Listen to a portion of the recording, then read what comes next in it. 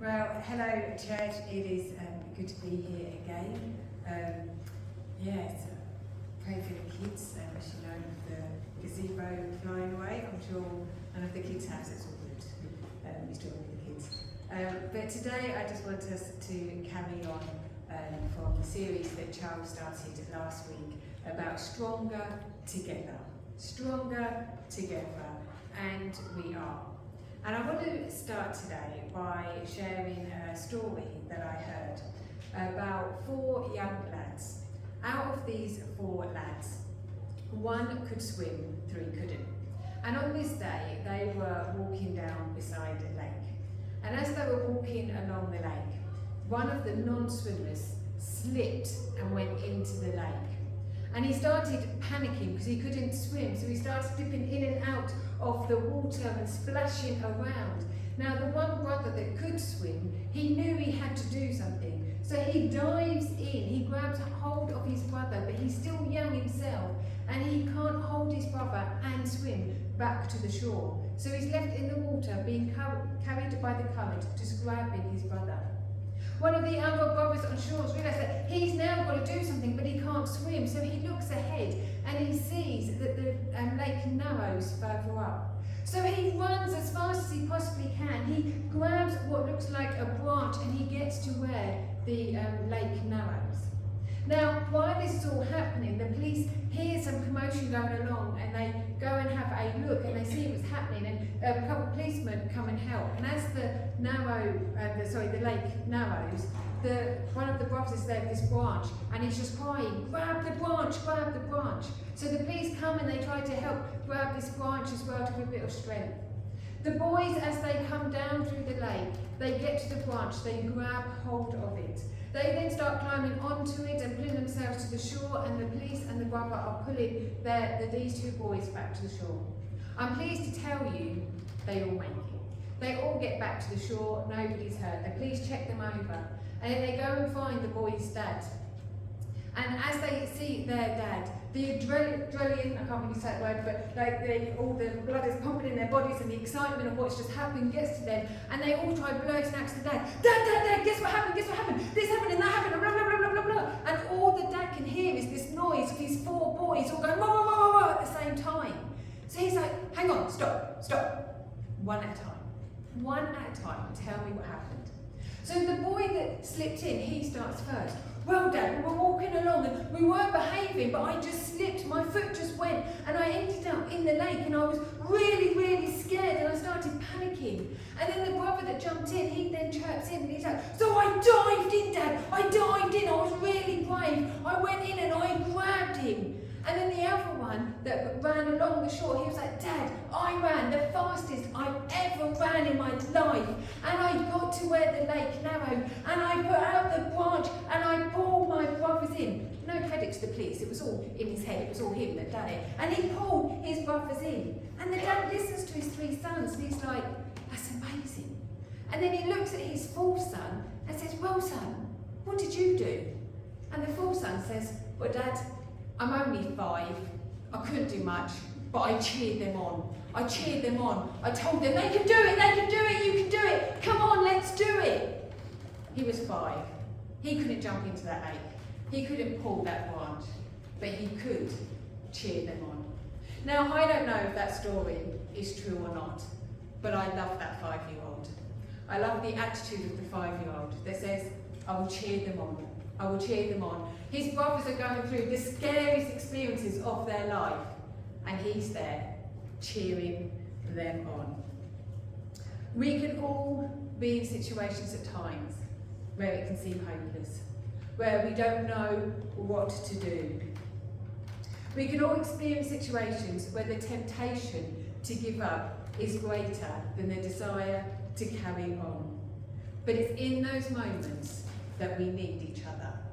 It's in those moments we need to know who we've got having our back, who we've got walking alongside us. For some of us, we may need to be ready to jump into that lake, to grab those that are being swept away in the current. For some of us, it may be that we need to hand out a branch. we need to reach out a hand and just show somebody they are not alone. And for a lot of us, it could be that we're standing on the sidelines cheering others on. Whether we're part of their story or not, that we cheer them on. So today, as we look more at the idea of being stronger together, I want us to look at a great example in the Bible of a team of 4 that discovered they were stronger together. And this story is in Exodus 17, verses 8 to 15. So it's Exodus 17, verses 8 to 15. And I'm going to read you the story. It says, the Amalekites came and attacked the Israelites at Raphid. Moses said to Joshua, choose some of our men and go and fight the Amalekites. Tomorrow I will stand on top of the hill with the staff of God in my hands. So Joshua fought the Amalekites as Moses had ordered, and Moses, Aaron and Hur went to the top of the hill. As long as Moses held up his hands, the Israelites were winning, but whenever he lowered his hands, the Amalekites were winning. When Moses' hands grew tired, they took a stone and put it under him, and he sat on it. Aaron and Hur held his hands up, one on one side, one on the other, so that his hands remained steady till sunset, so that Joshua overcame the Amalekites' army with the sword.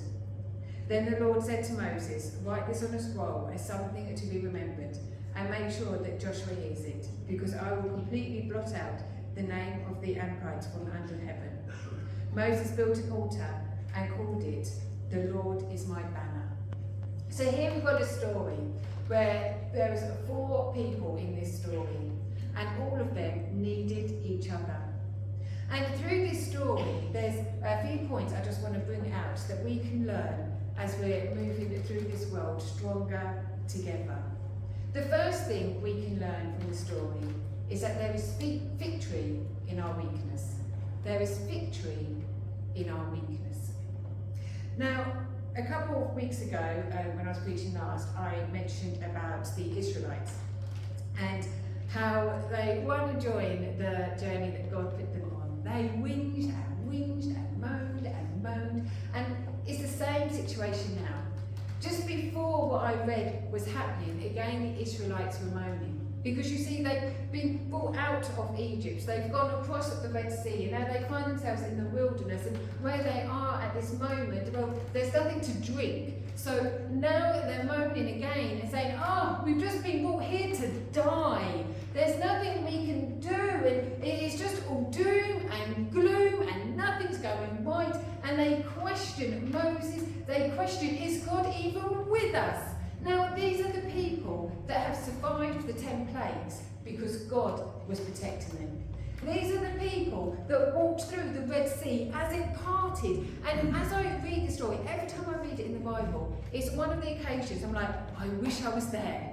I would love to see that. As you're there and all you see is this big sea in front of you. You can't cross it, but you need to. And then all of a sudden, it starts to split. Now, I'm a bit of a Disney freak, so I imagine it to be a bit like Disneyfied, that as you walk through, you see like big whales swimming next to you and big giant turtles and their baby turtles going along. It's a beautiful image in my head. But these people experienced walking through the Red Sea. It was magnificent.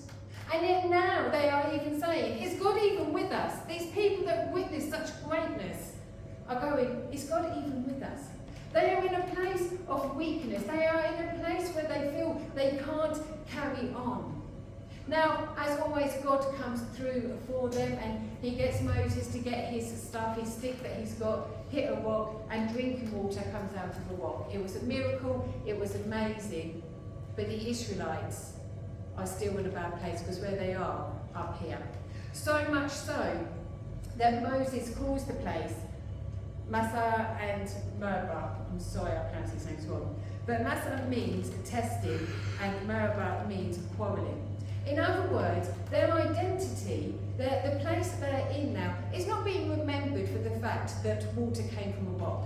They should have named that place something like Rocky Water, or, flowing water down the rocks or something. But something to memorise the fact that, water had come from rocks for them to drink. drink. That place's identity, that place should be remembered for the miracle that happened.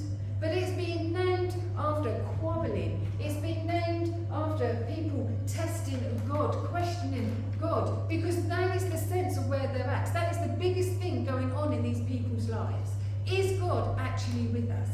So the name gets placed, the identity of that place gets named over something about man, about the weakness of man. So these people, they're in a weak place, they're in a bad place. But God comes through for them.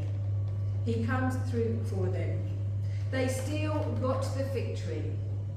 And in 2 Corinthians 12, verse 9 to 10, Paul writes, but he said to me, so God said to Paul, my grace is significant for you, for my power is made perfect in weakness.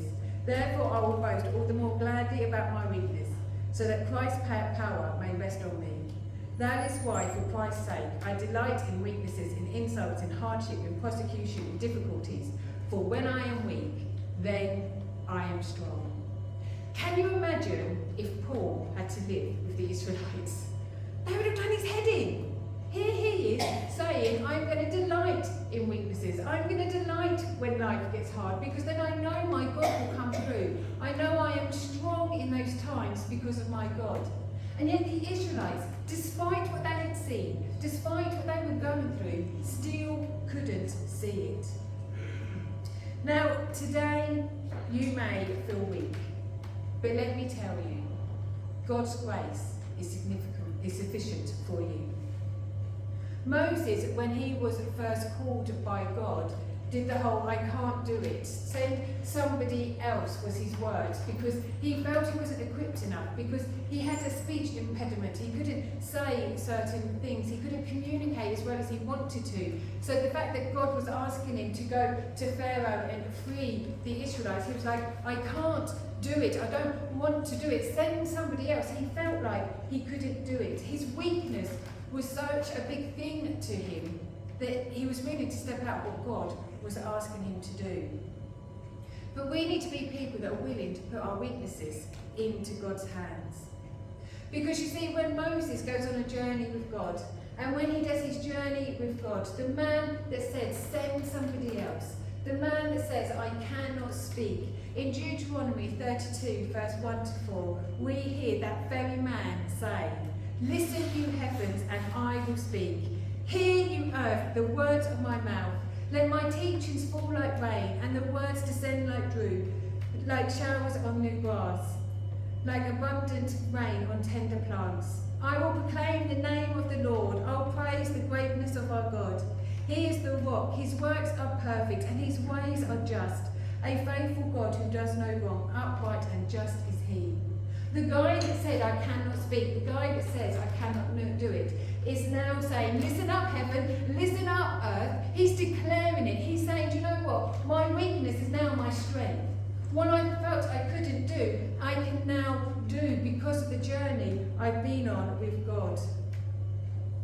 Whatever you feel your weakness is today, know this. In God, your weakness becomes your strength. And that is where you will see God move.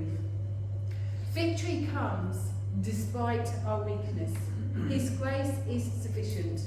We will overcome. Do not allow your weakness to be the excuse that stops you. Instead, allow it to become your testimony. Now, I've shared before that I am firmly dyspraxic, that when I was younger, no one could understand me.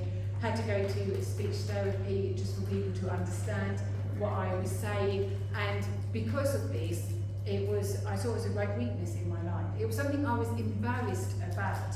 I didn't want to talk to people, so I know there's words I can't say, there's things I can't pronounce, and I also get worried, especially like on a one-to-one where I can't hide that, as I'm talking, what if the words aren't there? And even at the ripe old age of 42, I think how old I am then, of 42, I still have moments where I'm like, oh no, I don't know what to say, and I worry about the words coming out of my mouth. But where I was once embarrassed and used to hide away and used to avoid talking to people, now I know that my weakness is my strength because God uses it. The fact I'm standing in front of you today is a testimony of God God's power. And it's not something I'm embarrassed about. I know I say things wrong, and I know at times I get tongue-tied. But it's a testimony of what God has done in my life. God will use our weaknesses, and he will turn them to strength. So the first thing we can learn from this story in Exodus is that there is victory in our weakness. The second thing we learn is that everybody has a part to play. Joshua was on the battlefield. It's where he should be. He was the fighter. He was the chief commander. It is where he was destined to be, on that battlefield. He needed the man of God to then be interceding for him, for Moses to be on the hilltop, in the right place, seeking God, holding up that staff. And Moses needed Aaron and Hur when his weaknesses became so strong that he couldn't hold that staff anymore. When the weight of what he was doing became too much, he needed people beside him to help take that weight. Moses was on the hilltop, overseeing the battle, holding the staff, and that's where God wanted him. Joshua was on the battlefield, with the sword, fighting the battle. That is where God wanted him. Moses and Hur were next to Moses. That is where God wanted them. None of them could do this alone. I am fully confident that if Joshua was on that battlefield without the men on the hilltop, he would not have got the victory. They needed one another, but they all had different roles to play. Joshua had to be the fighter. Moses had to keep his arms up in prayer as a sign that we are doing this for God. And he needed that support around him with Aaron and Hur. They all had their part to play. Now, Joshua and Moses, if this was like a film, they would have been the main characters in this story. They're the ones that we know about more, that we read about more. Moses and all the incredible things he did, and then Joshua as he takes on the leadership after Moses. These are our main characters. But Aaron and Hur were just as important in this. They were still the main characters in their own right throughout this story, holding up the arms of the man of God, supporting those that are trying to do the task ahead of them. And sometimes the weight of what we're doing can be very overwhelming. And have you ever tried to sort of just hold like, even like a can of beans in front of your arms and just keep your arms up straight? At first, it's easy. You know, you're just holding up a can of beans. But after a while, your arm starts to ache. After a while, that can of beans becomes like the heaviest thing in this world because of the strain of just holding it up. And this is what it was like for Moses, that it got too much for him. He needed people around him. He needed someone to come alongside him and say, I'm going to help take that weight. We too in life need the right people beside us to come and take the weight when it gets too much. Whether we are the main characters in a story or an extra, we all play a vital role, and we need to play our parts. We all need each other. In 1 Corinthians 12, verse 12 to 20, 1 Corinthians 12, verse 12 to 20, it says, just as a body, though one has many parts, but all its many parts form one body, so it is with Christ. For we were all baptized by one Spirit as to form one body, whether Jew or Gentile, slave or free, and we were all given one Spirit to drink. Even so, the body is not made up of one part, but of many. Now, if a foot should say, because I'm not a hand, I do not belong to a body, it would not for that reason stop being part of the body. And if the ear should say, because I'm not an eye, I do not belong to the body, it would not for that reason stop being part of the body. If the body were an eye, where would the sense of hearing be? And if the body were an ear, where would the sense of smell be? But in fact, God has placed the parts in the body, every one of them, just as he wanted them to be. And if they were all one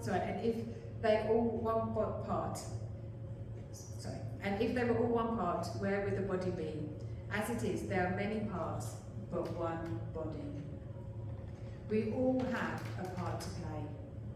We are God's body. As his church, here today, listening online, we are part of God's family, his body on earth, and we all have a part to play. Some of us might be the hands that are reaching out. Some of us might be the feet that are treading this ground, bringing the gospel. Some of us, we might be the brain that is thinking about what to do and how to do it. Whatever our part may be, it is a vital part, and we are all needed. We all belong together, all with a role to play. So we can learn from this story, there is victory in our weakness, and we all have a part to play. The third thing I want us to look at is it physically hurts. Being all together doesn't mean it all becomes peachy and glorious and lovely, but it can physically hurt.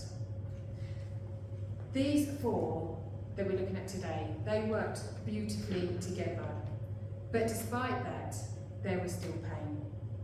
Joshua, as I said, was on the battlefield. And when he was on the battlefield, he wasn't playing like Ring of Roses. It wasn't all peachy because God was with him. He had a sword in his hand. He was fighting. And we know from the story, there were times he was winning, there was times he was losing. There was pain on that battlefield. There would have been pain in the mix. Moses had to hold up his arms till the end of the day. His arms grew tired, his arms grew heavy. The weight of what he was carrying became too much to overbear. There would have been pain in the mix. Aaron and Hur came alongside Moses. They allowed him to sit down by bringing him a rock, but they had to stay standing, and they stood there and they held up Moses' arms, again bearing the weight. They didn't do it just for like 5 minutes so it looked good, but they saw it through to the end. They were there till the sun set, till the sun went down. They stood holding up the arms of Moses. There would have been pain in the mix.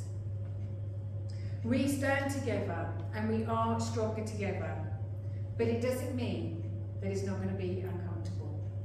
It doesn't mean that it's not going to hurt.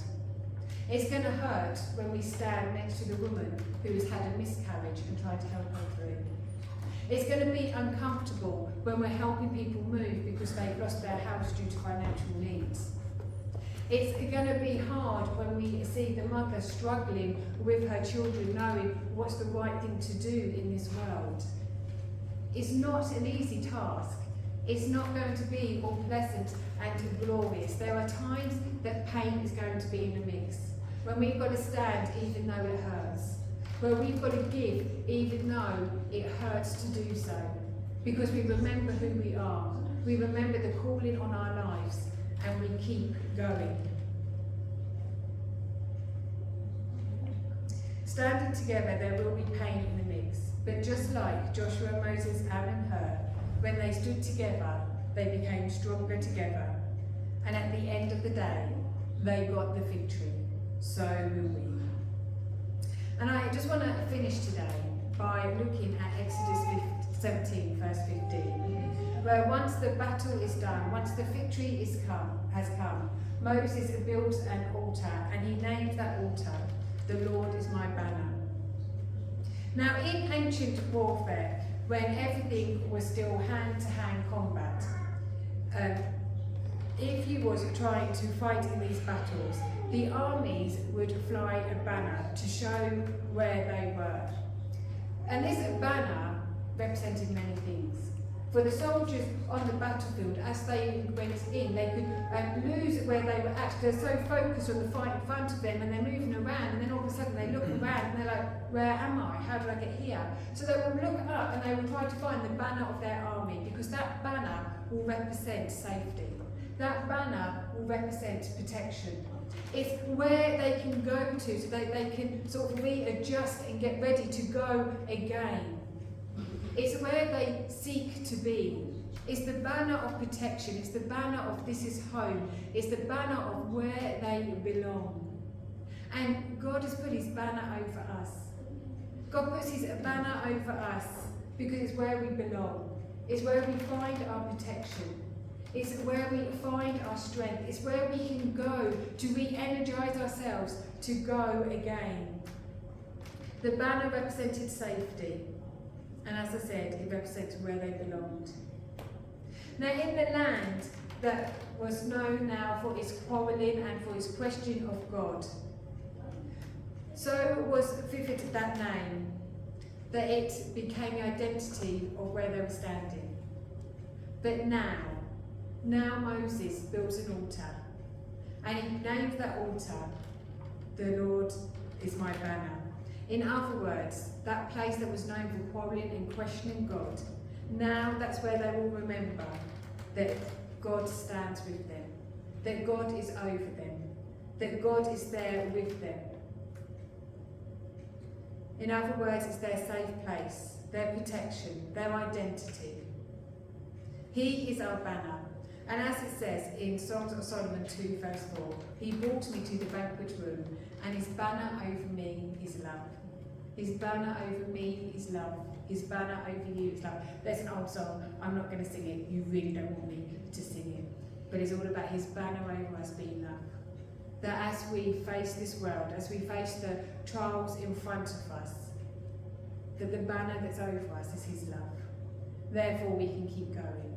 Therefore we know where we can go. When it does get too much, when the weight of holding up that staff gets too much, the weight of what we're doing becomes too heavy, that we go back under the protection of his banner.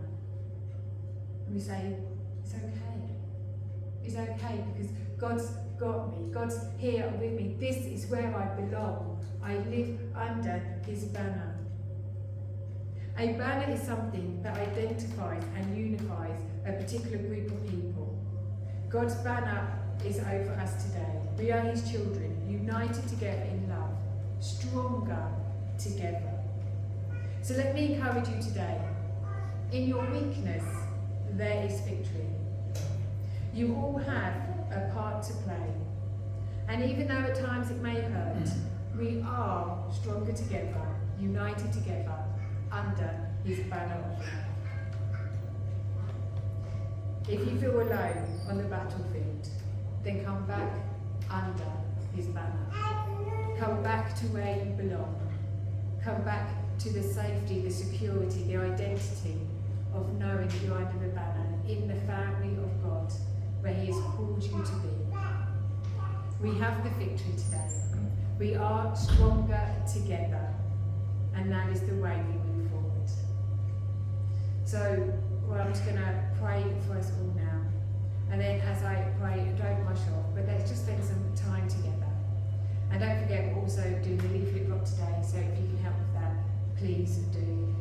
Because it's much better doing it together than if just a couple of us go out. But let's pray. Father God, I thank you that you have called each and every one of us, that you have anointed each and every one of us for the tasks that you've got ahead of us. And I pray that you will help us remember the strength of being together, that we don't try to do this battle alone, that we don't try to do it in our own way, but we come under your banner, we come with your people where we belong, that we move together in your strength, so that our weaknesses, there will be victory, that we can play our part, and that we can keep going, even in the tough times, knowing that we've got one another. I thank you for the family that you've put us in. I thank you for Grace Community Church. I thank you for what you're doing in this place.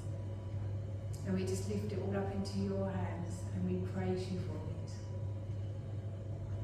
Amen. Thank you, Father. We are stronger together.